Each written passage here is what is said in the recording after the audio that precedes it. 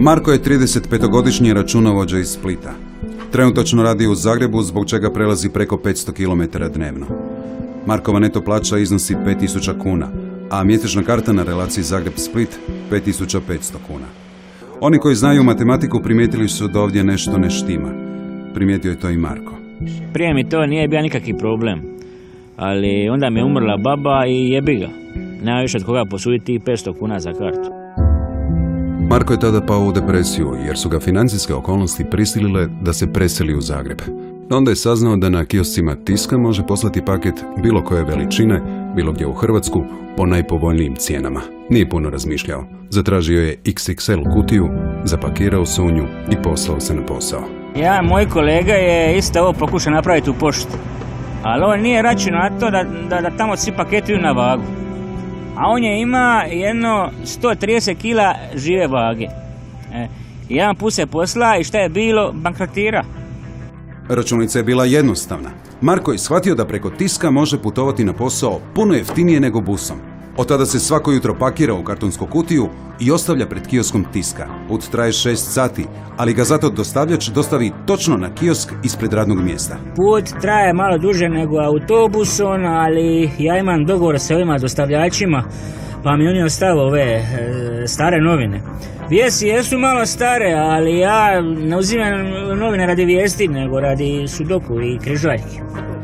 Priča o Markovom transportu brzo se pročula gradom i od tada se mnogi njegovi kolege šalju na posao u tiskovim kutijama. Znaš šta, ja sam prije divljao kutiju s jednim likom, ali on je bio pušač.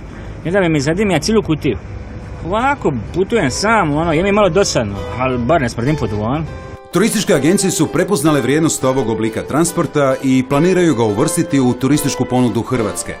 Tako će od ljeta milijuni Njemaca putovati na more zapakirani u kutijama Tiska, a već u svibnju stižu 3 šlepera s turistima iz Češke za koje su izrađene posebne vodonepropusne kutije. Čisto radi opreza. Nije bio nikakvi problem, ali onda mi je umrla baba i jebi ga. Nema više od koga posuditi 500 kuna za kartu. Marko je tada pao u depresiju jer su ga financijske okolnosti prisilile da se preseli u Zagreb. Onda je saznao da na kioscima Tiska može poslati paket bilo koje veličine, bilo gdje u Hrvatsku, po najpovoljnijim cijenama. Nije puno razmišljao. Zatražio je XXL kutiju, zapakirao se u nju i poslao se na posao. Moj kolega je isto ovo pokušao napraviti u pošti, ali on nije računao na to da tamo svi paketi idu na vagu. A on je ima jedno 130 kila žive vage. Jedan put se posla i šta je bilo, bankrotira. Računice... Ove stare novine.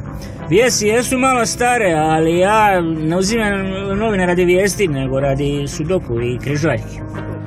Priča o Markovom transportu brzo se pročula gradom i od tada se mnogi njegovi kolege šalju na posao u tiskovim kutijama.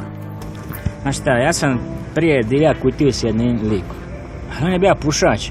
Bila jednostavna. Marko je shvatio da preko Tiska može putovati na posao puno jeftinije nego busom.